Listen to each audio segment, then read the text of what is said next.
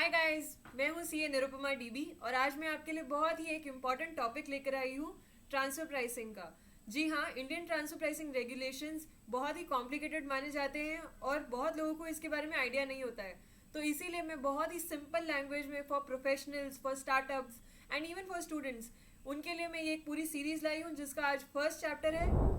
आज मैं डिस्कस करूंगी आपके साथ कि ट्रांसफर प्राइसिंग किस तरह से एप्लीकेबल होता है। अगर आपके पास कोई मल्टीनेशनल ग्रुप है तो किस तरह से आपको पता चलेगा कि इस पे ट्रांसफर प्राइसिंग एप्लीकेबल हो गया है purely from an India perspective. तो चलिए बिना कोई टाइम वेस्ट करते हुए स्टार्ट करते हैं आज का सेशन।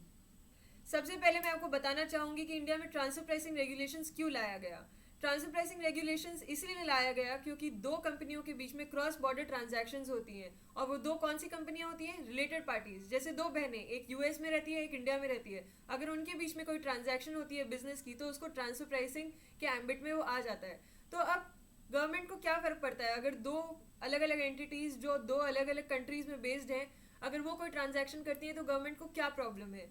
प्रॉब्लम ये है दोस्तों कि हर कंट्री का अलग अलग टैक्सेशन सिस्टम होता है। इंडिया में करेंटली कंपनीज पर टैक्सेशन 25% है, लेकिन और भी कंट्रीज हैं जिनको टैक्स हेवन भी बोला जाता है, जैसे केमन आइलैंड्स। वोडाफोन का बहुत ही इंपॉर्टेंट केस आपने सुना होगा, जिसमें केमन आइलैंड्स में वोडाफोन की मेन एंटिटी थी और वहाँ पे सारे प्रॉफिट्स टैक्सेबल होते थे। तो पूरी ग्रुप जो मल्टीनेशनल ग्रुप है वो इस तरह से अपने ट्रांजैक्शन को स्ट्रक्चर करते हैं कि इंडिया में प्रॉफिट कम हो और उस पर कम टैक्स दिया जाए, और जो लेस टैक्स कंट्रीज हैं या फिर टैक्स फ्री कंट्रीज हैं या टैक्स हेवन्स हैं वहाँ पे टैक्स उनका नहीं देना पड़े और उनकी पूरी प्रॉफिट टैक्स एग्जेम्प्ट हो जाए। मैं इसमें आपको एक एग्जांपल लेके समझाती हूँ। एंटिटी एक्स और एंटिटी वाई दोनों भाई बहन हैं, यानी कि रिलेटेड पार्टीज हैं, जिसको ट्रांसफर प्राइसिंग की लैंग्वेज में एसोसिएटेड एंटरप्राइज भी कहा जाता है। एसोसिएटेड एंटरप्राइज की क्या स्पेसिफिक डेफिनेशन है ये मैं आगे वाले सेक्शन में आपसे डिस्कस करूंगी, लेकिन अभी के लिए सिंप्लिसिटी के लिए समझ लेते हैं कि ये दोनों रिलेटेड पार्टीज हैं। Entity x high tax country में रहती है और एंटिटी वाई लो टैक्स कंट्री में है। अब एंटिटी एक्स ने सोचा कि मैं आईटी सर्विसेज देती हूँ एंटिटी वाई को, जिसके ऊपर इसका टोटल खर्चा एक साल में होता है 100 रुपीज़। अब वो आईटी सर्विसेज यूज़ करके एंटिटी वाई अपने कस्टमर्स को सर्विस बेचती है, जिसके ऊपर वो चार्ज करती है अपने कस्टमर से 200 रुपये। तो अब देखिए ये पूरे ट्रांजैक्शन में इस पूरे ग्रुप को 200 माइनस 100 मतलब 100 रुपये का प्रॉफिट होता है। तो अब ये ग्रुप इस तरह से अपने इस ट्रांजैक्शन को स्ट्रक्चर करती है कि 100 रुपीज़ का प्रॉफिट का सबसे बड़ा पार्ट लो टैक्स कंट्री में हो और सबसे कम पार्ट हाई टैक्स कंट्री में हो, सो दैट इनका ओवरऑल टैक्सेबिलिटी इस प्रॉफिट पे कम हो। इसी वजह से ट्रांसफर प्राइसिंग इंडिया में लाया गया। इंडियन गवर्नमेंट चाहती है कि इंडिया में इस तरह से स्ट्रक्चरिंग ना हो between enterprises of a common group, जहाँ पे इंडिया में कम प्रॉफिट छोड़ा जाए जस्ट बिकॉज हमारे टैक्सेस हाई है। इसीलिए ट्रांसफर प्राइसिंग इंडिया में लाया गया। ये एक चेक है टू सी कि इंडिया में एक नॉर्मल प्रॉफिट जो एक अनरिलेटेड एंटिटी भी कमा रही हो, वो सिमिलर प्रॉफिट इंडिया में छोड़ा ही जा रहा हो और उसमें टैक्सेस पे हो रहे हो।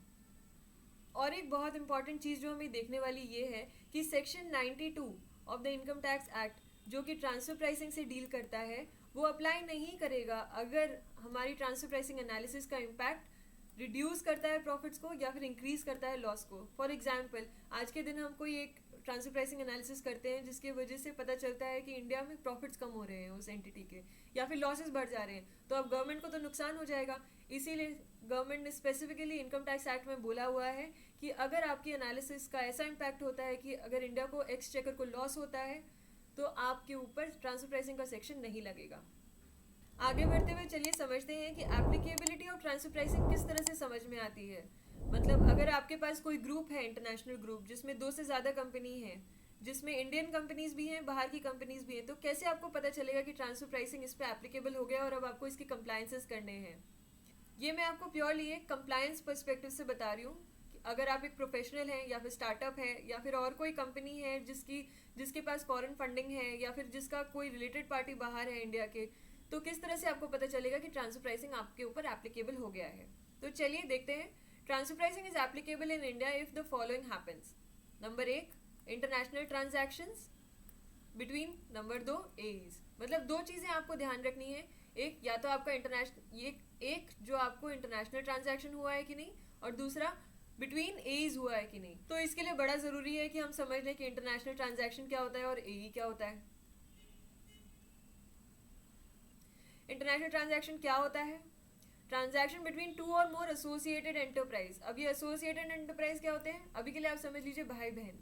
आगे जाके मैं आपको नेक्स्ट स्लाइड में ही बताऊंगी कि किस तरह से पता चलता है कि दो पार्टीज एसोसिएटेड एंटरप्राइज हैं कि नहीं। तो अगर कोई ट्रांजैक्शन होती है दो भाई बहनों के बीच में, दो एसोसिएटेड एंटरप्राइजेस के बीच में, ईदर और both of whom are non residents. अब ये क्यों बोला गया है कि ईदर और both of whom are non residents? ये तो हमें पता है कि अगर कोई एक इंडियन एंटिटी होती है और अगर कोई एक बाहर की एंटिटी होती है जिसको हम ओवरसीज एंटिटी कहते हैं, और दोनों में कोई रिलेशन है, दोनों रिलेटेड पार्टीज हैं, तो इस पर ट्रांसफर प्राइसिंग लग जाता है। इस केस में ये जो ओवरसीज एंटिटी है ये नॉन रेसिडेंट है, लेकिन इसमें क्यों बोला गया है कि both of whom are non residents? तो ईदर वाले केस में तो हमें क्लियर है कि कैसे ट्रांसफर प्राइसिंग लग जाता है। बोथ का ऑप्शन कब लगता है? बोथ तब लगता है, फॉर एग्जाम्पल अगर कोई बाहर की एंटिटी है, कोई ओवरसीज एंटिटी है जिसका पी इंडिया में है, और अगर कोई और एंटिटी है जो इसके ग्रुप में ही है लेकिन उसका पी इंडिया में नहीं है, अब इन दोनों का रेसिडेंशियल स्टेटस तो नॉन रेसिडेंट ही होगा, लेकिन क्योंकि इस एंटिटी की पी इंडिया में है, इन दोनों के बीच में जो ट्रांजैक्शन होगी उस पे ट्रांसफर प्राइसिंग लग जाएगा। आई होप ये क्लियर है। अब तीसरा पॉइंट देख लेते हैं। In the nature of purchase, sale और लीज ऑफ टैंजिबल और इनटैंजिबल प्रॉपर्टी और प्रोविजन ऑफ सर्विसेज और लेंडिंग और बोरोइंग ऑफ मनी और एनी अदर ट्रांजैक्शन। इसका मतलब है कि सारी ट्रांजैक्शंस, कोई भी ट्रांजैक्शन अगर इस तरह से होती है किसी दो एसोसिएटेड एंटरप्राइज के बीच में जिसमें एक या फिर दोनों एंटिटीज नॉन रेसिडेंट्स हैं, तो वो सारी ट्रांजैक्शन, चाहे वो किसी भी टाइप की ट्रांजैक्शन हो, सब पे ट्रांसफर प्राइसिंग लग जाता है। ये एक बहुत ही एग्जॉस्टिव लिस्ट है और इसमें सब कुछ कवर हो जाता है, चाहे आप जिस भी टाइप की ट्रांजैक्शन करें। Having a bearing on the profits, income, losses और एसेट्स ऑफ सच एंटरप्राइज। ये लो जी, और इसने क्लियर कर दिया है कि हर एक टाइप की ट्रांजैक्शन जो इस तरह से ली जाए, जो एक दो एसोसिएटेड एंटरप्राइज और दो नॉन रेसिडेंट या एक नॉन रेसिडेंट के बीच में होगी, उन सब पे ट्रांसफर प्राइसिंग लग जाएगा। फोर्थ पॉइंट में क्या लिखा हुआ है? इस फोर्थ पॉइंट में स्पेसिफिकली कुछ इंक्लूजन्स दिए हुए हैं जो कि गवर्नमेंट को लगता है कि एक स्पेसिफिकली उनको बता देना चाहिए कि ये भी इंटरनेशनल ट्रांजैक्शन है। तो मतलब इंटरनेशनल ट्रांजैक्शन बहुत ही एग्जॉस्टिव लिस्ट है जिसमें सारे ट्रांजैक्शंस कवर होते हैं। तो चलिए अब लास्ट देख लेते हैं कि किस तरह से दो एंटरप्राइजेस एसोसिएटेड एंटरप्राइजेस हो सकते हैं।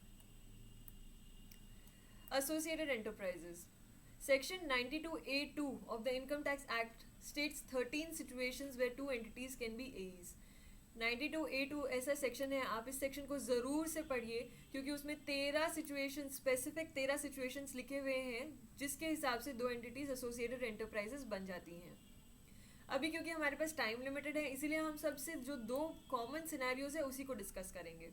92A2A क्या कहता है? One enterprise holds directly or indirectly shares carrying not less than 26% of the voting power in the other enterprise। मतलब अगर कोई एक एंटिटी है A और एक दूसरी एंटिटी है B, ये एक रेसिडेंट है और ये एक नॉन रेसिडेंट है। अब ये नॉन रेसिडेंट अगर इसमें मोर देन 26% शेयर्स होल्ड करती है डायरेक्टली, तो ये दोनों एसोसिएटेड एंटरप्राइजेज हो जाएंगी। आई होप ये क्लियर है। ये सबसे कॉमन सिनेरियो होता है आज के दिन में जहाँ पे स्टार्टअप्स इंडिया में इनकॉर्पोरेट हो रहे हैं लेकिन उनकी जो फंडिंग है वो बाहर से आ रही है, फॉर एग्जांपल सिंगापुर से, यूएस से, यूके से। तो उस केस में जो यूके की कंपनी है या सिंगापुर की कंपनी है और जो इंडियन कंपनी है वो एसोसिएटेड एंटरप्राइजेज माने जाएंगे। दूसरा, एनी पर्सन और एंटरप्राइज होल्ड्स डायरेक्टली और indirectly shares carrying not less than 26% of the voting power in each of such enterprises. मतलब यहाँ पे एक ए एंटरप्राइज है, एक बी एंटरप्राइज है और एक सी एंटरप्राइज है। अगर ये ए 26 से ज़्यादा शेयर्स दोनों एंटिटी में होल्ड करती है तो बी और सी एज मानी जाएंगी। मतलब एक कॉमन शेयर होल्डिंग है of more than 26% in each of the lower companies, तो बी और सी हमारी एज मानी जाएंगी। तो दोस्तों आपसे मेरा कहने का मतलब ये है कि अगर आपके पास कोई मल्टीनेशनल ग्रुप है जिसकी एक एंटिटी इंडिया में है और एक एंटिटी इंडिया के बाहर है, तो सबसे पहले जो आपने चेक करना है for checking the applicability of transfer pricing is 92A2 में वो 13 क्लॉजेस चेक करिए और देखिए कि वो इंडियन एंटिटी और वो बाहर की एंटिटी उन किसी क्लॉज में फॉल हो रही है कि नहीं है। अगर किसी क्लॉज में वो फॉल हो रही है तो फिर वो एसोसिएटेड एंटरप्राइज होगी। दूसरा आपने चेक करना है कि उनके बीच में इंटरनेशनल ट्रांजैक्शन हुई है कि नहीं। इंटरनेशनल ट्रांजैक्शन क्या होता है? अगर कोई ट्रांजैक्शन इन दोनों एंटिटी के बीच में दो आपने एसोसिएटेड एंटरप्राइज बनाई हैं उनके बीच में कोई ट्रांजैक्शन होती है, और अगर दोनों या फिर एक एंटिटी उसमें से नॉन रेसिडेंट है, तो जो भी ट्रांजैक्शन उनके बीच में हो रही है वो इंटरनेशनल ट्रांजैक्शन होगी। अगर ये दोनों पॉइंट्स आपके में हो रही हैं तो आपके ऊपर transfer pricing from an India perspective बिल्कुल लग जाएगी, और आपको सारे कंप्लायंसेस इंक्लूडिंग डॉक्यूमेंटेशन 3CB, जो कि मैं आपको नेक्स्ट चैप्टर में बताऊंगी, वो आपको करने पड़ेंगे। आई होप आपको मेरी ये वीडियो पसंद आई दोस्तों। स्टे ट्यून्ड आगे की वीडियोस के लिए। अगर आपकी कोई भी कमेंट्स हो तो नीचे कमेंट बॉक्स में ज़रूर लिखिए और मेरे चैनल को सब्सक्राइब ज़रूर कीजिए। बाय।